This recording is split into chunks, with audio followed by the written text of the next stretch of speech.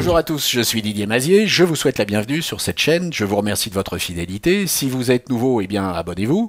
Et puis pour tous, activez les notifications de façon à être informé des nouvelles parutions sur cette chaîne.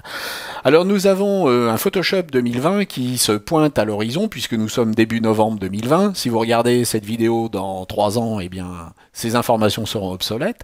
Mais pour l'heure, nous avons une nouvelle version de Photoshop qui arrive et qui va être très riche en nouveautés.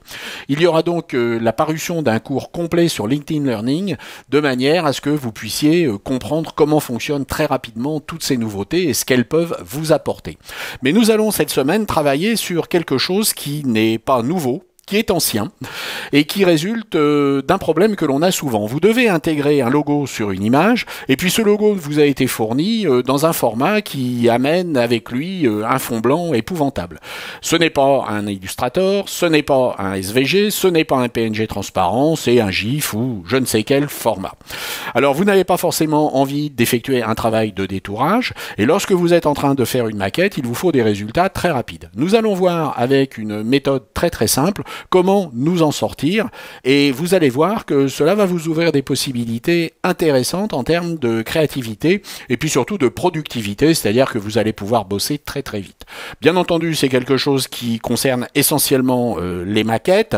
Si vous êtes vraiment en production finale et que vous visez la publication, il vaut mieux bien entendu travailler avec des fichiers corrects de type SVG ou Adobe Illustrator. Voyons comment nous allons procéder. Nous avons donc maintenant notre logo qui est positionné.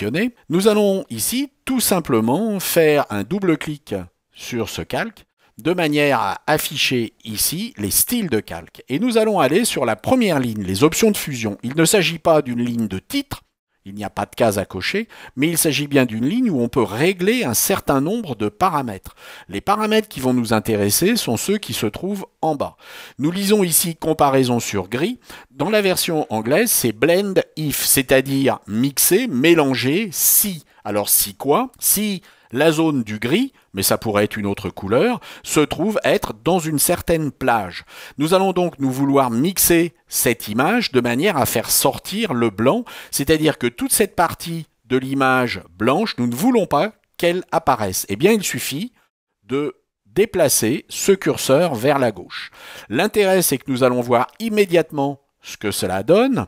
Et puis, vous pouvez également, ici, en appuyant sur la touche Options, séparer ces deux curseurs et déterminer une zone où la disparition du blanc sera progressive de manière à pouvoir adoucir éventuellement les contours. Alors vous voyez que c'est quelque chose qui est extrêmement rapide et où nous avons des résultats immédiats.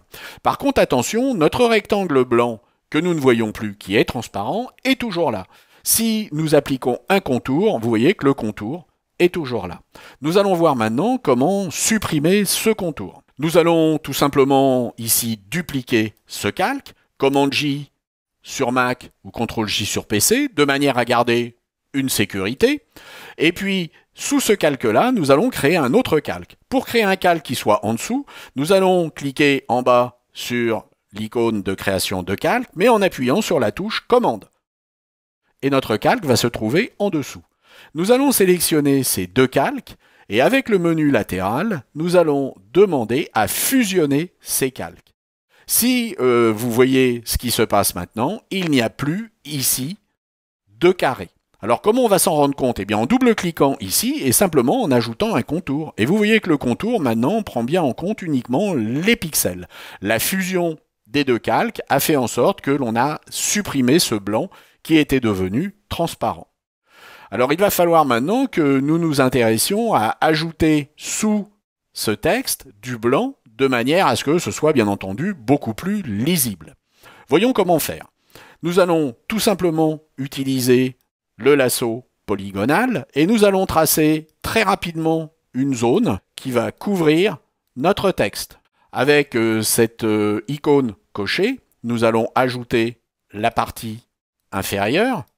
Et puis, nous allons créer un calque qui va se trouver sous ce calque-là, simplement en appuyant sur la touche Commande, de manière à ce que nous puissions maintenant, sur ce calque-là, remplir avec du blanc.